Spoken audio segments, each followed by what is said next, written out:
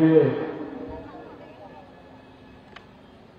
আসন্ন লোকসভা নির্বাচনকে সামনে রেখে এখানে যে বিশাল জনসমাবেশ, সেই জনসমাবেশে মঞ্চে উপস্থিত আছেন আপনাদের সবার প্রিয় এবং জনপ্রিয় বিধায়িকা, যিনি একটু আগে উনার মূল্যবান বক্তব্য আপনাদের সামনে আমাদের সামনে রেখেছেন, শ্রীমতী স্বপ্না মজুমদার মহোদয়া। উপস্থিত আছেন এই ডিস্ট্রিক্টের মাননীয় সভাপতি এবং প্রাক্তন বিধায়ক শ্রী শঙ্কর রায় মহোদয়। তাছাড়া যার সভাপতিত্বে আজকের এই বিশাল জনসভা, এই মণ্ডলের মাননীয় সভাপতি শ্রী রঞ্জিত সরকার মহোদয়।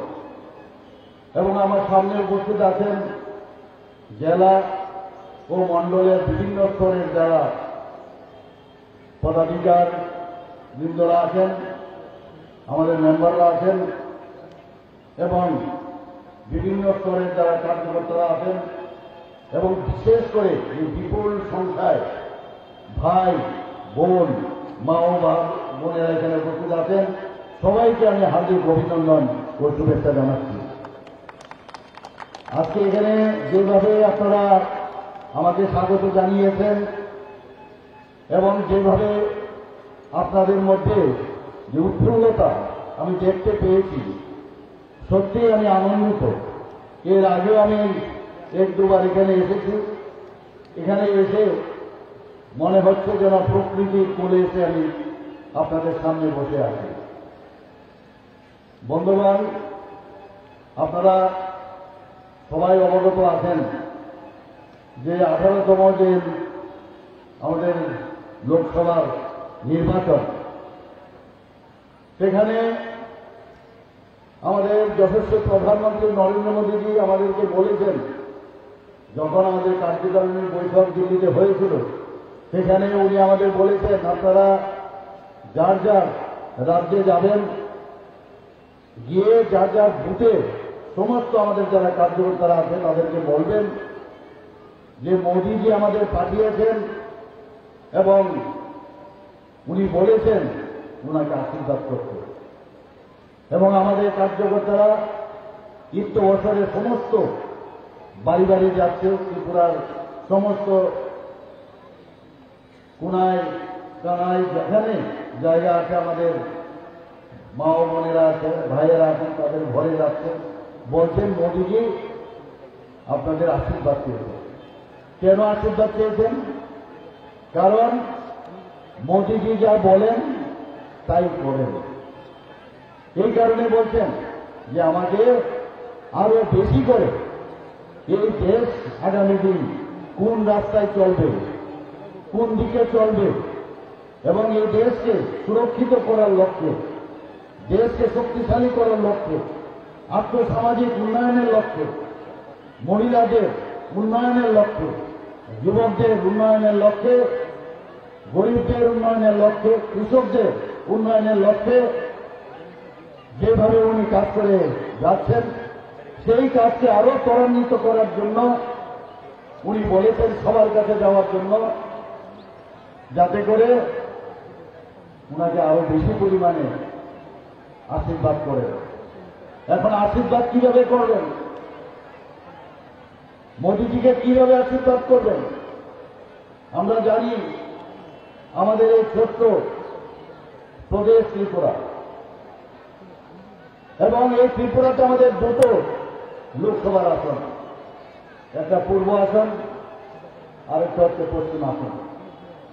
পশ্চিম আসনে আমাদের ভারতীয় জনতা পার্টির পক্ষ থেকে যাকে মনোনয়ন দেওয়া হয়েছে, সবার পরিচিত মুখ আমাদের এই রাজ্যের প্রাক্তন মুখ্যমন্ত্রী এবং রাজ্যসভার সদস্য শ্রী বিপ্লব কুমার দেবজি। এবং পূর্ব আসনে যাকে মনোনয়ন দেওয়া হয়েছে রাজ পরিবারের কন্যা মহারাজা কীট বিক্রম কিশোর মানিক্য বাহাদুরের কন্যা মহারানী কৃতি সিং দেববর্মা মহোদয়া। আমরা যখন গত 27 তারিখ পশ্চিম আসনের যখন মনোনয়ন দাখিল করতে গিয়েছি, সেখানে আমরা দেখেছি, প্রত্যক্ষ করেছি, আপনারাও নিশ্চয়ই দেখেছেন যে কি পরিমাণে মানুষ পায়ে হেঁটে আমাদের সাথে সেদিন নমিনেশন সাবমিট করেছে। জলটা করে দিও ভাই, এই যে একটু বাদে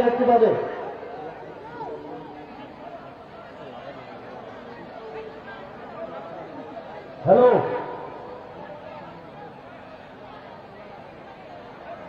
এবং আপনারা দেখেছেন যে বিশাল সংখ্যক মানুষ, আমাদের মা বোন ভাইয়েরা সবাই মিলে যেভাবে আমাদের আগরতলায় যে মনোনয়ন দাখিল হয়েছে, প্রায় 40 থেকে 50,000 লোক সেদিন সেই প্রসেশনে সামিল হয়েছেন।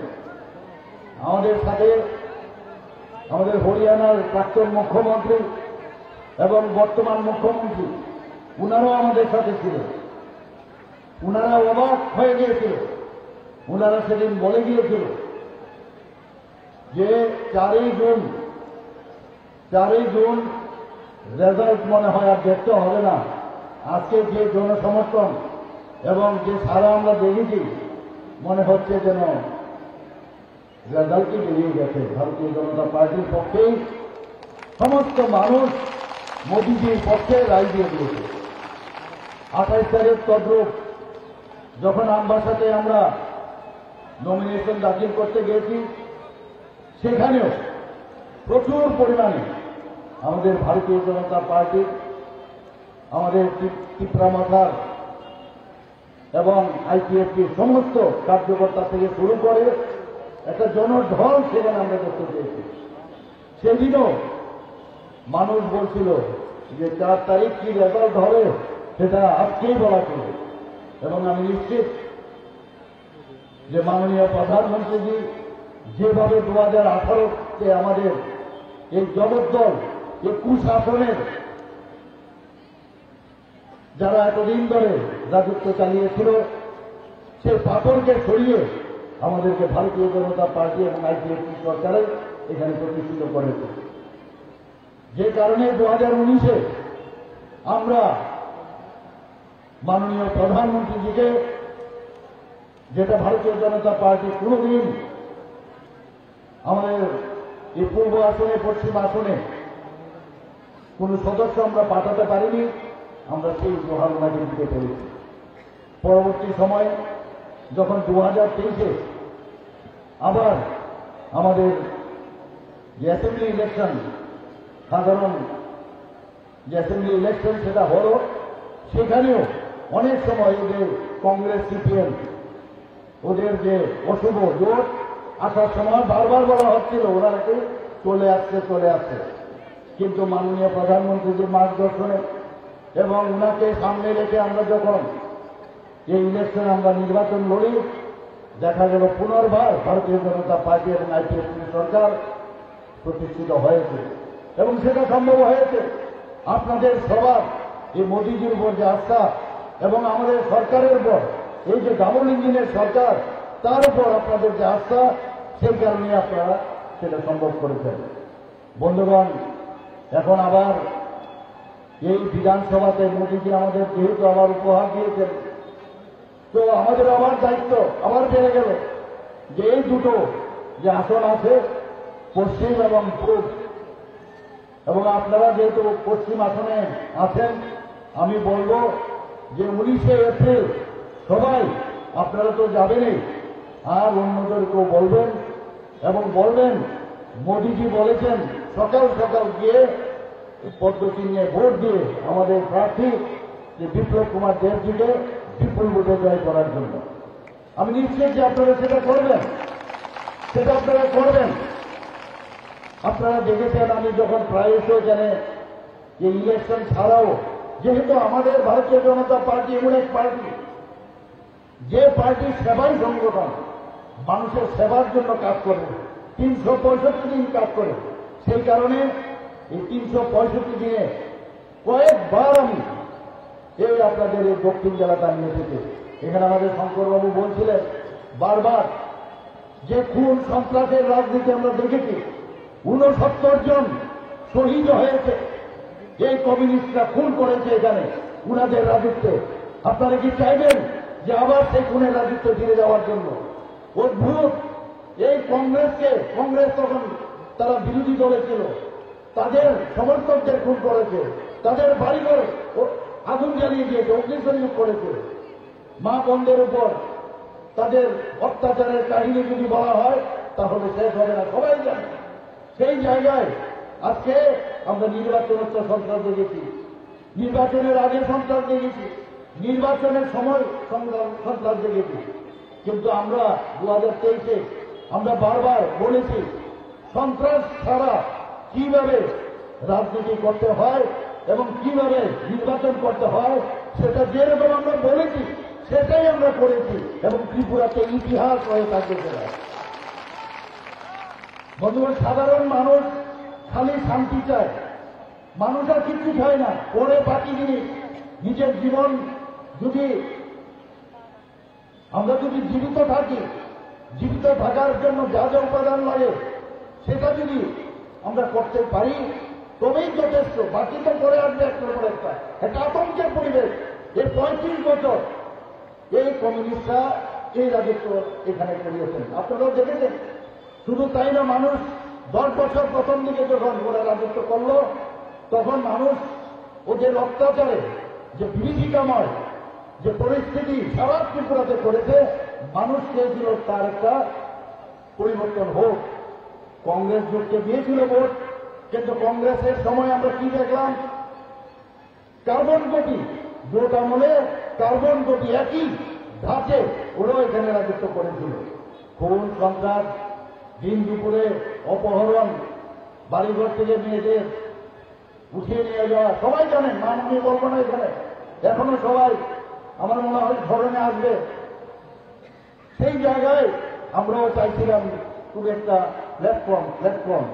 কিন্তু মোদীজি 2014-তে যখন প্রধানমন্ত্রীজি হয়ে ওনার দায়িত্বভার উনি নেন তখন মানুষ বুঝতে পারল যে স্ক্যাম ছাড়া ইউপিএ গভর্নমেন্টের সময় আমরা দেখলাম স্ক্যাম, দুর্নীতি। সেই জায়গায় আমরা ধরে নিয়েছি যে এইভাবেই উদয় রাজ করতে হয় এবং আমরা ইমিউন হয়ে গিয়েছিলাম। কিন্তু মোদীজি রাজনীতির সঙ্গেই পরিবর্তন করে দিয়েছে।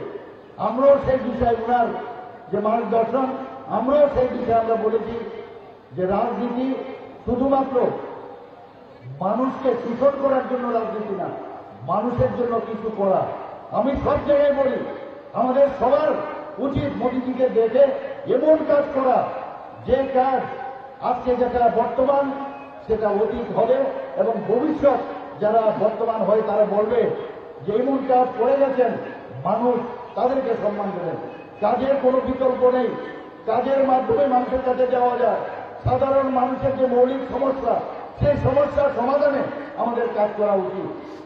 বন্ধুগণ, আমি আপনাদের সামনে আর বিশেষ কিছু আমি বলবো না, শুধু একটা কথাই বলবো, এই সরকার এই সৌভাগ্য স্কিমে 1,32,000-এর উপরও যারা বিজলি কানেকশন, ইলেকট্রিক কানেকশন, সেই কানেকশন এই সরকার করেছে মাননীয় প্রধানমন্ত্রীর যে স্কিম সৌভাগ্য স্কিমে। Prime minister Awas Yojana urban এবং আমাদের রুরাল, আপনারা সবাই জানেন। এখন পর্যন্ত প্রধানমন্ত্রীজি বলছেন আমার দেশের মধ্যে যারা গরিব মানুষ তাদের মাথার উপর ছাদ থাকতে হবে, তাদের ঘর থাকতে হবে। যে কারণে উনি 4,50,000 ঘর ত্রিপুরার জন্য উনি বরাদ্দ করেছেন। তার মধ্যে 3,90,000 ঘর অলরেডি তৈরি হয়ে গেছে। বাকিগুলো যে সামনের 4 বছর তার মধ্যেও সেটা সম্পূর্ণ হয়ে যাবে। বন্ধুগণ, সারা পৃথিবীর মধ্যে একটাই আলোচনা যে প্রধানমন্ত্রী কি করে। প্রধানমন্ত্রী এই যে আপনার আয়ুষ্মান কার্ড, প্রধানমন্ত্রী যে মানুষের স্বাস্থ্যের বিষয়ে চিন্তা ভাবনা করেন, সে নিয়ে উনি 5 লাখ টাকা করে প্রতি ঘরে দেওয়ার যে ব্যবস্থা করেছেন প্রতি বছর, সেটা সবাই অবাক হয়ে গেছে। এবং এই যে প্রধানমন্ত্রী জন আরোগ্য যোজনায় আমাদের টার্গেট ছিল 3.5 লক্ষ থেকে আমাদের 14 লাখ। অলরেডি আমাদের কার্ড 100% স্যাচুরেশন হয়ে গেছে। প্রধানমন্ত্রী প্রতি মাসের শেষ রোববার আপনারা দেখেছেন উনি মানুষের সাথে সম্পর্ক করেন। সেই সম্পর্ক কি নাম? মন কি বাত। সমস্ত পৃথিবীর সমস্ত রাষ্ট্রপ্রধানরা বলছেন, আর কোথাও এইরকম কিন্তু কোন রাষ্ট্রপ্রধান এই মন কি বাতের মতো অনুষ্ঠান সাধারণ মানুষের সুখ দুঃখের খবর যেসব কাজ ওনারা করেন তার খবর আর কোথাও নেই। একমাত্র সেটা করেন মাননীয় প্রধানমন্ত্রী নরেন্দ্র মোদী। মানুষের সাথে কথা বলে, মানুষের সাথে কথা বলে। এইরকম আমাদের একজন গার্জিয়ান আমাদের দেশকে যেভাবে উনি সব দিকে আমাদেরকে রক্ষা করে আছেন, সেই আমাদের ভারতীয় জনতা পার্টির যিনি সর্বময় আমাদের লিডার আমাদের মোদীজি। তাই আমি বলছি বন্ধুগণ, মোদীজিকে শক্তিশালী করতে হবে। শুধু বোতাম টিপলে হবে না, মন কি বাত উনি বলেন, মনের কথা উনি বলেন, মানুষের মনের কথা শুনতে চান। সেই বিষয়ে যদি আগামী দিন আরো উনি যা যা করেছেন আমি জানি না তৃতীয়বার উনি যখন প্রধানমন্ত্রী হয়ে আসবেন তারপর আর কি কি করবেন, সত্যি অবাক লাগে। বন্ধুগণ, আপনারা দেখেছেন যে আমাদের প্রধানমন্ত্রী বারবার একটা কথা বলেন যে নর্থ ইস্ট যদি ডেভেলপ না হয় তাহলে ভারতবর্ষ কোনদিন ডেভেলপ হবে না। যে কারণে অ্যাক্ট ইস্ট পলিসিতে মোদীজি আমাদেরকে হীরা মডেল দিয়েছে। আপনারা কোনদিন কখনো শুনেছেন? ন্যাশনাল হাইওয়ে, 6টা ন্যাশনাল হাইওয়ে উনি সেকশন দিয়েছেন। আরো 4টা ন্যাশনাল হাইওয়ে, আগে 3 করে একটা ন্যাশনাল হাইওয়ে ছিল NH-08, এখন সেই জায়গায় 6টা ন্যাশনাল হাইওয়ে, আরো 4টা ন্যাশনাল হাইওয়ে, তারও অলরেডি ইন প্রিন্সিপাল উনি অনুমোদন দিয়েছেন। ইন্টারনেট আজকে এখানে কথায় কথায় আমরা বহু প্রদেশের সাথে যদি আমরা কম্পেয়ার করি, ত্রিপুরার ইন্টারনেট এত ভালো, এখানে মোবাইল সার্ভিস এবং আমাদের ল্যাপটপে যারা কাজ করে বা কম্পিউটারে কাজ করে কত সহজে সারা পৃথিবী হাতের মুঠে চলে আসে। সেটা সম্ভব হয়েছে ত্রিপুরাতে। যে ইন্টারনেট আছে থার্ড স্ট্রংগেস্ট ইন্টারনেট ত্রিপুরাতে। বন্ধুগণ, আজকে আমরা এখান থেকে রেলে যেখানে খুশি সেখানে আমরা যেতে পারি। ত্রিপুরা থেকে এখন রেল 17 থেকে 18টা এক্সপ্রেস ট্রেন যাচ্ছে, রাজধানী এক্সপ্রেস ত্রিপুরা থেকে যাচ্ছে, কাঞ্চনজঙ্ঘা ঢুকছে। এরকম আমি কিছুদিন আগে ডিস্টা রুমে আমি বসেছিলাম। ডিস্টা রুমে বসে আমি ফটো তুলে আমার কিছু জানাশোনার লোক আছে বাইরে থাকে, তাদেরকে আমি পাঠিয়েছিলাম। ওরা বলছিল, আমাকে জিজ্ঞেস করছিল আপনি কি বিদেশে আছেন? আমি বললাম না না, বিদেশে না, আমি ত্রিপুরাতে আছি। আগরতলা স্টেশন থেকে আমি যাচ্ছি এখন ধর্মগড়ে। অবাক হয়ে গেল। আমি কিছুদিন আগে নির্বাচনের কারণে আমি মালদা গিয়েছিলাম ওয়েস্ট বেঙ্গলে, সেখানেও আমি বন্দে ভারত ট্রেনে সেখান থেকে আমি হাওড়াতে এসেছিলাম। এই কিছুদিন আগে, 1 মাসও হবে না, সে বন্দে ভারত ট্রেনকে আমি দেখে ভাবছি ত্রিপুরাতে কবে হবে। আমি এখানে আধিকারিকদের সাথে কথা বলেছিলাম, যারা রেলওয়ের সাথে আছেন, তারা বলছিলেন যে খুব শীঘ্রই আমাদের যে ইলেকট্রিফিকেশন সেটার সার্ভে হয়ে গেছে। বন্ধুবান, সেদিন আমি দেখতে দেখলাম অলরেডি ইলেকট্রিফিকেশনও শুরু হয়ে গেছে। বন্দে ভারতও ত্রিপুরার থেকে, আগরতলা থেকে, আপনাদের এই সাবরুম থেকেও সেটা ভারতবর্ষের যে কোনো জায়গায় যাবে। ডাবল ইঞ্জিন সরকারের কত সুবিধা, একটা উদাহরণ আপনাদেরকে আমি দিচ্ছি। আপনারা জানেন মণিপুরে আমাদের যারা ছেলে মেয়েরা সেখানে পাঠরত ছিল, কিছুদিন আগে মণিপুরের যে অস্থির পরিবেশ যখন শুরু হলো, তখন আমার এখানে প্রচুর গার্জিয়ান এসছে, বলে আমাদের ছেলে মেয়েদের বাঁচান, ওনাদের অবস্থা খুব খারাপ। আমি যখন দিল্লিতে আমাদের এভিয়েশন মিনিস্টার, ইন্ডিয়ান এভিয়েশন মিনিস্টারের সাথে কথা বলি, উনি রাত্রিবেলা 12:30টার সময় উনি একটা স্পেশাল প্লেন দিয়েছেন। সেই প্লেনে প্রায় 350 জনের মতো এই ছেলে মেয়েদের পরের দিনও আমাদের আগরতলা মধ্যে সুরক্ষিত অবস্থায় ত্রিপুরা সরকারের নিজ খরচায় তাদেরকে আমরা নিয়ে ফিরে এনেছি। বন্ধুগণ, আমরা জানি এয়ারপোর্টের কথা যদি বলি, হীরা মডেলের আরেকটা এয়ারপোর্ট। এতদিন ধরে সিঙ্গার মিলের এখানে যারা পুরনো যারা আছেন, আমাদের মহারাজা বীর বিক্রম কিশোর মানিক্য বাহাদুর, যাকে বলা হয় যে ত্রিপুরার আধুনিক ত্রিপুরার উত্তর, উনি Singerbhil airport, one of the oldest airport in India. 1942 সালে যখন আমাদের দ্বিতীয় বিশ্বযুদ্ধের শেষের দিকে উনি এই এয়ারপোর্ট উনি তৈরি করেন। সিঙ্গার মিল, তখন বলতাম আমরা কোথায় যাচ্ছ সিঙ্গার মিল, সেই এয়ারপোর্টে এতদিন ধরে আমরা কমিউনিস্টদের খালি কুম্ভীরা সুর আমরা দেখেছি। ওনারা রাজেন্দ্র পরিবারকে ঘরের ভিতর ঢুকিয়ে দিয়েছে। তারা যেভাবে আমাদের ত্রিপুরার জন্য কাজ করেছেন, রাস্তাঘাট, হাট বাজার এবং স্কুল কলেজ, মানে সেগুলো যাতে মানুষ না জানতে পারে সেই ব্যবস্থা করেছে। আর ভারতীয় জনতা পার্টি ওনারা জানেন যে কাকে কিভাবে সম্মান দিতে হয়। ইতিহাস কখনো ভুল হয় না, ইতিহাসকে ভালো কাজের জন্য সম্মান দিতে হবে। যে কারণে মাননীয় প্রধানমন্ত্রী এই আগরতলা যে এয়ারপোর্ট তার নাম দিল মহারাজা বীর বিক্রম কিশোর মানিক্য বাহাদুরের নামে এয়ারপোর্ট। সেখানে আপনারা দেখেছেন যে যেভাবে ওনার মর্মমূর্তি সেখানে আমরা কিছুদিন আগে আমরা সেখানে আমরা স্থাপন করেছি। আমরা জানি কামান চৌমনির মধ্যে, কামান চৌমনির পাশে একটা ছোট একটা আইল্যান্ড ছিল। সব মানুষ এই আইল্যান্ডের নাম জানত না। আমরা ছোটবেলায় দেখেছি জিরো ফলক সেখানে ছিল, আস্তে আস্তে করে জিরো ফলক নিচের দিকে চলে গিয়েছে। সেই জিরো ফলককে আমি যখন বললাম যে এখানে যেহেতু আধুনিক ত্রিপুরার রূপটার মহারাজা বীর বিক্রম কিশোর এত কিছু করেছেন, সেখানে ওনার মূর্তি আমরা প্রতিষ্ঠিত করেছি এবং সেই জায়গার নাম এমডিবি মোড় হয়ে গেছে এখন বন্ধুরা। আমরা ওনার জন্মদিনে আমরা 19শে আগস্ট ওনার জন্মদিনকে ছুটির ঘোষণা করেছেন।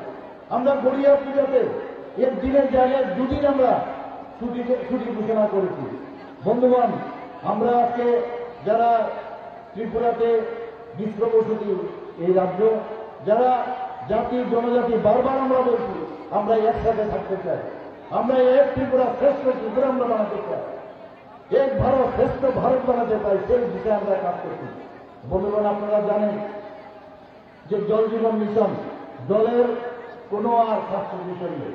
সেই জায়গায় আমাদের 3% থেকে আমরা শুরু করেছিলাম, এখন প্রায় 76% তার সেন্টুরেশন চলে এসছে সমস্ত ত্রিপুরায়।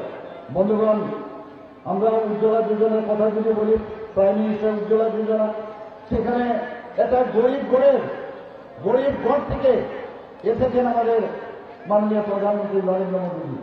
উনি একটা চাইওয়ালার ঘর থেকে এসছেন। উনি আমাদের স্বপ্নের সওদাগর। উনি আমাদের স্বপ্ন দেখাচ্ছেন এবং শুধু স্বপ্ন না, স্বপ্ন বাস্তবায়িত করেছেন। উনি গ্যারান্টি দিচ্ছেন, গ্যারান্টি দিচ্ছেন। সেই জায়গায় উনি দেখেছেন উনার মাকে কিভাবে তুল্য যখন জ্বালাতো চোখের মধ্যে ধোয়া আসতো।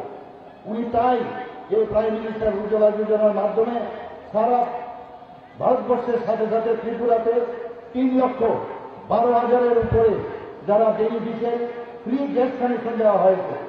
বন্ধুগণ, আমরা দেখেছি মুক্তাঞ্চলে যে ডেপুটেশন হতো আমাদের, সেই কারণে শুধু ত্রিপুরাতে না ভারতবর্ষের সব জায়গায় আমরাও দেখেছি পড়াশোনার সুবাদে। যখন উত্তরপ্রদেশে ছিলাম, লখনৌতে ছিলাম, আমরা বিহারে পাটনাতে ছিলাম, সেখানে আমরা দেখতাম গ্রামে গঞ্জে আমাদের মা বোনেরা বসে থাকত যে কখন রোদ্দুর ঢলে পড়বে। সেই জায়গায় তারা মুক্ত আকাশের নিচে তারা শৌচালয় করত। প্রধানমন্ত্রী কি বলছেন, লালকেল্লা থেকে যখন উনি 15 আগস্টে উনি ঘোষণা দিলেন যে আমি শৌচালয় আমার মা বোনদের করব, সেই জায়গায় ত্রিপুরাতে 96% এখন এই শৌচালয় ত্রিপুরাতে নির্মাণ হয়ে গেছে। বন্ধুগণ, ত্রিপুরাতে আপনারা সবাই জানেন, এখানে মা বোনেরা সবাই আছেন, যে আমরা সামাজিক ভাতা ত্রিপুরাতে আমরা যেখানে 700 টাকা ছিল, আমাদের সরকার প্রতিষ্ঠিত হওয়ার পর সেখানে 1000 আমরা দিয়েছি। এরপর পরবর্তী সময়ে ডাবল 2000 টাকা করে আমরা সামাজিক ভাতা, 33 রকমের সামাজিক ভাতা আছে, সেই সামাজিক ভাতা আমরা দিচ্ছি। আমাদের প্রায় 4,10,000-এর মতো এই সামাজিক ভাতায় আমাদের ত্রিপুরার বেনিফিশিয়ারি আছেন। এসএসজি গ্রুপে এখানে মা বোনেরা আছেন। সবচেয়ে বেশি সাকসেসফুল এই যে এসএসজি গ্রুপ, প্রধানমন্ত্রী বারবার বলছেন যতদিন ধরে আমাদের মায়েরা বোনেরা তারা যতক্ষণ ধরে শক্তিশালী না হবে, শক্তি বন্ধনের নামে আমরা একটা প্রোগ্রাম আমরা করেছিলাম, মায়েদের বোনেদের শক্তিশালী করতে হবে। এসএসজি গ্রুপ 2018 আগে 2017-তে মাত্র 4,000 গ্রুপ ছিল। সেই জায়গায় এখন আমাদের এই গভর্নমেন্ট আসার পর 56,000 এই এসএসজি গ্রুপ হয়েছে। এবং শুধু তাই নয়, এতে করে আমাদের প্রায় ত্রিপুরাতে 5 লাখের উপরে মহিলারা তার সাথে যুক্ত হয়েছে। বন্ধুগণ, এখন তো এগুলো বাদ দিন, বিভিন্ন আমাদের মহিলারা তো এইসব বানাচ্ছেন নিজেদের প্রোডাক্ট। কেউ কৃষির সাথে যুক্ত হয়েছে, কেউ গোপালনের সাথে যুক্ত হয়েছে, এসএসজি গ্রুপে বিভিন্ন প্রোডাক্ট বানাচ্ছেন। সেটা তো গেল, কিন্তু মাননীয় প্রধানমন্ত্রী তাতেও উনি ক্ষান্ত হননি। উনি বলছেন আমাদের লাখপতি দিদি বানাতে হবে। আপনারা সবাই শুনেছেন লাখপতি দিদির কথা। ত্রিপুরাতে আপনারা শুনলে খুব খুশি হবেন। কতজন লাখপতি দিদি হয়েছে? প্রায় 83,400 লাখপতি দিদি ত্রিপুরাতে হয়ে গেছে অলরেডি। এবং আপনারা এর জন্য আমি বলবো, এখানে যারা মা বোনেরা আছেন তাদের জন্য সবাই মিলে কাজটা করবেন। শুধু তাই না, এখন ড্রোন দিদির কথা মাননীয় প্রধানমন্ত্রী ড্রোন দিদির কথা বলছেন। এবং আমি নিশ্চিত যে ড্রোনের মাধ্যমে আমাদের যারা বোনেরা আছেন, মেয়েরা আছেন কৃষি কাজে, ওনারা সেটাকে কাজে লাগাবেন এবং সেই বিষয়ে আমাদের কাজ করছে। বন্ধুগণ, মাননীয় প্রধানমন্ত্রীকে বারবার আপনারা দেখেছেন যে রাম মন্দির প্রতিষ্ঠার যে প্রাণ প্রতিষ্ঠা উনি করেছেন। আয়ুর্বেদে 500 বছর ধরে কত লোক তাদের প্রাণ বলিদান করেছেন। কিন্তু মাননীয় প্রধানমন্ত্রীর হাত ধরে যখন আয়ুর্বেদে এই রাম মন্দির প্রতিষ্ঠিত হলো এবং ওনার প্রাণ প্রতিষ্ঠা করলেন প্রভু রামের, আমরা সারা ভারতবর্ষের মধ্যে আমরা দেখলাম একটা আস্তিকের পরিবেশ চলে এসছে এবং রামময় হয়েছে। মানুষ, আমাদের ভারতবর্ষের সমস্ত মানুষ কিন্তু চায় যে আমরা এই ভগবানকে সামনে রেখে, আমরা ভগবানকে বিশ্বাস করে আমরা সবসময় সামনে দিকে দিয়ে যাই। কিন্তু কমিউনিস্টদের আমরা দেখেছি ওরা তো ভগবান বিশ্বাস করে না, ঈশ্বর বিশ্বাস করে না। নাস্তিকের এক পরিবেশ বিশেষ করে ত্রিপুরা এবং পশ্চিমবাংলায় এবং কেরালাতে ওরা সৃষ্টি করেছে। এখন মাননীয় প্রধানমন্ত্রী যখন এই রাম মন্দির নির্মাণ করলেন, প্রভু রাম চলে এসছে, সারা ভারতবর্ষে এখন বলছে যে রাম রাজ্য আবার নতুনভাবে এখানে প্রতিষ্ঠিত হয়েছে। আমাদের ত্রিপুরাতে এতগুলো মন্দির আছে, ত্রিপুরা সুন্দরী মন্দির সবাই আমরা জানি। আমাদের এখানে 14 দেবতার মন্দির আছে, প্রচুর মন্দির, এবং সবগুলোই আমাদের রাজন্য আমলেই সেটা হয়েছে। এবং মাননীয় প্রধানমন্ত্রী 80 কোটি ভারতীয়দের খাদ্য সুরক্ষিত রেখেছিল। আপনারা সবাই জানেন, খেয়ে না খেয়ে এত বড় আমাদের কোভিডের সময়ে মানুষ না খেয়ে মরে, সেটা মাননীয় প্রধানমন্ত্রী জানেন। আমরা সবাই দেখেছি যখন কোভিডের সময় এই ভারতবর্ষে দুটো ভ্যাকসিন ওনার সময় সৃষ্টি আমাদের বিজ্ঞানীরা করলেন এবং সবাই যেন আমরা যারা আছে বিনা পয়সায় উনি এই ভ্যাকসিন আমাদেরকে দিয়ে আমাদের বাঁচিয়েছেন। এইবারও আপনারা দেখেছেন ক্যান্সার, সার্ভাইকাল ক্যান্সার মেয়েদের সবচেয়ে বেশি হয় এবং তাদের জন্য এবারের বাজেটে আমরা দেখলাম সীতারামনের বাজেটে যে যাতে করে ভ্যাকসিন দেওয়া যায় সার্ভাইকাল ক্যান্সার থেকে বাঁচানোর জন্য, তার ব্যবস্থাও করা হয়েছে। মাননীয় প্রধানমন্ত্রী 15ই নভেম্বরকে যে জাতীয় গৌরব দিবস হিসাবে পালন করেছেন, যে বিরসা মুন্ডাকে নিয়ে আমরা এতদিন ধরে অনেকের সেই কুম্ভীরাস্ত্র আমরা দেখেছি, কিন্তু প্রধানমন্ত্রী এই যে জনজাতিদের সম্মান দেওয়ার জন্য এই দিনটিকে জনজাতীয় গৌরব দিবস হিসাবে উনি ঘোষণা করেছেন। 401টি একলব্য আদর্শ আবাসিক বিদ্যালয় এখন পর্যন্ত সারা ভারতবর্ষে আমাদের তৈরি হয়েছে। 3 তালাক প্রথার অবলুপ্তি করা হয়েছে। আমি একের সময় অবাক লাগে, বলছেন যে এখানে নাকি এখন গণতন্ত্র নেই, গণতন্ত্র নেই। এখানে সংবিধানের প্রশ্ন ওনারা উঠাচ্ছেন বিরোধী দলের নেতারা। আমি বলছি, আপনারা কোন সংবিধানের কথা বলছেন? আপনাদের সময় কোথায় ছিল সংবিধান? কোথায় এই মুসলিম বোনদের জন্য আপনারা কি করেছেন? সেই সাহসও আপনাদের ছিল না। আজকে জম্মু এন্ড কাশ্মীরে 370 ধারা যখন বিলোপ করা হয়েছে, অনেকে অনেক কিছু বলেছিল যে এই দেশের মধ্যে একটা সদ্ভাবের যে ভাবনা সেটা নষ্ট হয়ে যাবে। কোথায় 3 তালাক গেল এবং 370 ধারা এবং 35-এ সেটা বিলোপ করার পরও কোনো জায়গায় কোনো সমস্যা হয়নি। মাননীয় প্রধানমন্ত্রী এমন সব ব্যক্তিদের কথা চিন্তা করেন। আপনারা জানেন যে গত বিশ্বকর্মা পূজার সময় উনি একটা ঘোষণা দিয়েছেন, আমাদের প্রাইম মিনিস্টার বিশ্বকর্মা যোজনা প্রায় 13,000 কোটি টাকা এর মধ্যে উনি তার সেই ঘোষণা দিয়েছেন। এতে করে যারা এই আশাটা যে আমাদের যারা এই শ্রেণীতে থাকবেন, গরিব মানুষ, খেটে খাওয়া মানুষ, তাদের কথা কেউ চিন্তা করে না। ওনাদের জন্য 3 লাখ টাকা করে ওনাদেরকে খুব অল্প সুদে তাদেরকে ট্রেনিং হতে হবে। প্রথমে 1 লাখ, তারপরে কিস দেবে, তারপরে 2 লাখ দেবে। এইরকম প্রধানমন্ত্রী আমরা পাইনি।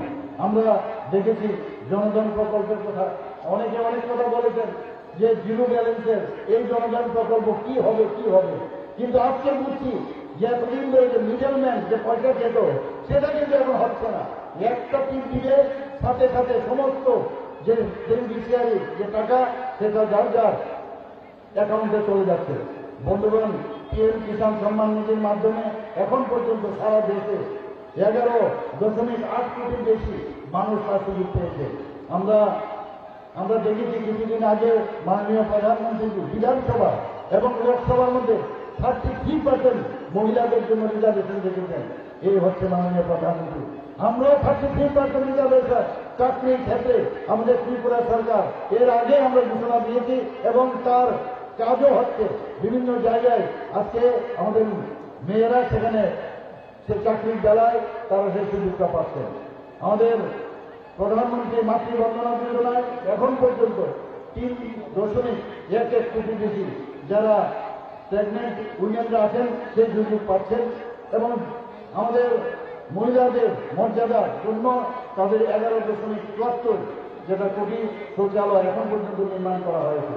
বন্ধুগণ, আমরা দেখেছি এইমস আগে কটা ছিল? এইমস 8টি এইমস ছিল। 2023 সাল পর্যন্ত এই এইমসের সংখ্যা এখন 23টি। 2014 সালে মেডিকেল কলেজের সংখ্যা কটা ছিল? মাত্র 641টি। 2023 সাল পর্যন্ত এখন পর্যন্ত 1341টি মেডিকেল কলেজ হয়েছে। বন্ধুগণ, আমাদের জনঔষধি কেন্দ্র আমরা জানেন, আমি নিজে একজন ডাক্তার, আমরা জানি আমরা প্রেসক্রিপশন যখন লিখি তখন বিভিন্ন ব্র্যান্ডের আমরা লিখে দিই। এতে করে যারা গরিব মানুষ আছে বা সাধারণ মানুষ আছে তারা বেশি পয়সা দিয়ে সে ওষুধ কিনতে হয়। প্রধানমন্ত্রী সেই দিকে নজর দিলেন যে না, যেখানে শুধু এই জনঔষধি কেন্দ্র থেকে মিনিমাম পয়সা থেকেও তার কমেও সেই জনঔষধি কেন্দ্র প্রায় 10,000-এর মতো সারা ভারতবর্ষে করেছে। আমাদের ত্রিপুরাতেও প্রায় 20টি কেন্দ্র আমরা স্থাপন করেছি। আমাদের এখানে যেটা আমি একটু আগে বলেছিলাম যে 220 কোটির বেশি কোভিড-19 টিকা বিনামূল্যে প্রদান করা হয়েছে। শুধু তাই নয়, মাননীয় প্রধানমন্ত্রী অন্য দেশকেও সেটা সাপ্লাই করেছেন। প্রায় 150 থেকে 200 কান্ট্রিকে এই ভ্যাকসিন দেওয়া হয়েছে। আগে আমরা কি দেখেছি? আগে আমরা দেখতাম আমাদের দেশের মধ্যে আমাদের সোলজারদের বিএসএফ, বর্ডার সিকিউরিটি ফোর্স এবং আমাদের সোলজারদের গলা কেটে আমাদের ভারতবর্ষের মধ্যে ফেলে দিত। এবং বোম্বের ঘটনা আপনারা জানেন, বোম্বেতেও কি অবস্থা ছিল। নর্থ ইস্টে আমরা কি দেখতাম? খালি সন্ত্রাস, কিডন্যাপ এবং টেররিস্টদের আনাগোনা। কিন্তু মাননীয় প্রধানমন্ত্রী এই আসার পর থেকে কোথাও কোন রকম এই ধরনের ঘটনা আমরা শুনতে পাইনি। কারণ উনি বুঝে পেয়েছেন যখন এয়ার স্ট্রাইক করলেন এবং সার্জিক্যাল স্ট্রাইকের মাধ্যমে যে এই ভারত আর সেই ভারত নয়। সেই কারণে আজকে চাইনাও 10 বার চিন্তা করে দোকালামিও তার পরিচয় আমরা দেখেছি। অপারেশন গঙ্গার মাধ্যমে আমরা জানি প্রায় 23,000 যেখানে আমাদের ইউক্রেন এবং রাশিয়ার যুদ্ধ হয়েছিল সেখান থেকে 23,000 যখন মাননীয় প্রধানমন্ত্রী বললেন যে আমার দেশের সমস্ত লোককে আমরা ভারতে ফিরিয়ে আনতে চাই, উনার আহ্বানে যখন ভারতের ফ্ল্যাগ নিয়ে ওখানে সবাই এই ফ্ল্যাগের সামনে রেখেছেন, আমি শুনেছি পাকিস্তানের লোকও এই ফ্ল্যাগের আড়ালে তারও সেখান থেকে আসতে সুযোগ পেয়েছে। শুধু তাই নয়, অপারেশন অজয় যেটা আমাদের ইসরায়েলে, সেখানে একই অবস্থা। সেখান থেকেও প্রায় 2000-এর উপরে আমাদের ভারতীয়দেরকে ফিরে এনেছেন।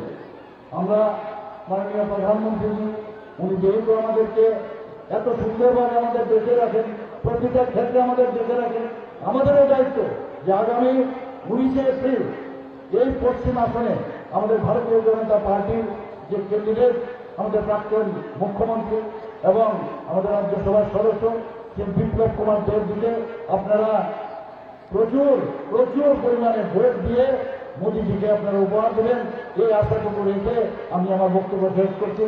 নমস্কার। বন্দে মাতরম। ভারত মাতা কি জয়।